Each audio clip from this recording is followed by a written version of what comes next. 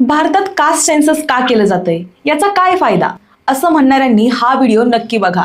तर पाकिस्तानमध्ये 1947 साली किती हिंदू होते? तर 15%. आणि आज किती आहेत? तर 2%. 4 करोड लोकांपासून आता फक्त 52 लाख हिंदू आहेत. तेच बांगलादेशमध्ये तेव्हा 27% हिंदू होते आणि आजच्या घडीला 60% हिंदू आहेत. आता हेच कंपॅरिझन भारतात बघायचं झालं तर 1947 नाही तर 1952 पासून ते 2024 पर्यंत बघितलं तर हिंदू पॉप्युलेशनचा ग्रोथ रेट आहे -3%. सीख पॉप्युलेशन ग्रोथ रेट आहे -5%. जैन पॉप्युलेशन ग्रोथ रेट आहे -22%. तर बुद्धिस्ट पॉप्युलेशन ग्रोथ रेट आहे 1300%. कारण सुरुवातीला हे फक्त 2 लाख पॉप्युलेशन होतं आणि आजच्या घडीला 99 लाख एवढं आहे.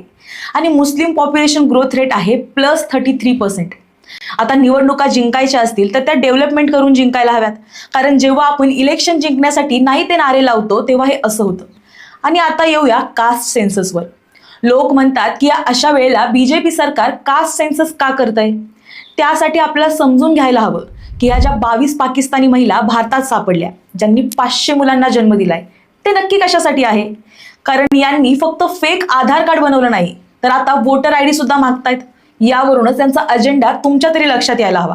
आणि हे थांबवण्यासाठी सुप्रीम कोर्टात प्रूफ देण्यासाठी हे कास्ट सेन्सस म्हणजेच पॉप्युलेशन सेन्सस केलं जातंय आणि तेही नॅशनल लेवलवरती. कारण 2011 मध्ये काँग्रेसकडून जे केलं गेलं होतं ते कास्ट सेन्सस कधीच पब्लिक केलं गेलं नाही. कारण त्यांच्या मते त्यात एरर होते आणि त्यात अशी काहीतरी इन्फॉर्मेशन होती जी त्यांना इंडियाला सांगायची नव्हती.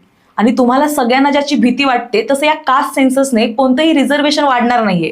कारण जेवढं रिझर्वेशन द्यायचं होतं ते देऊन झालं एका सर्टन लेवलपर्यंत. या कास्ट सेन्ससनं गव्हर्नमेंट सुप्रीम कोर्टला हे प्रूव्ह करेल की जेव्हा तुम्ही बोललेले NRC आणि CAAच्या वेळी ही प्रूव्ह करून दाखवा कोणते लोक बाहेरून आले आहेत.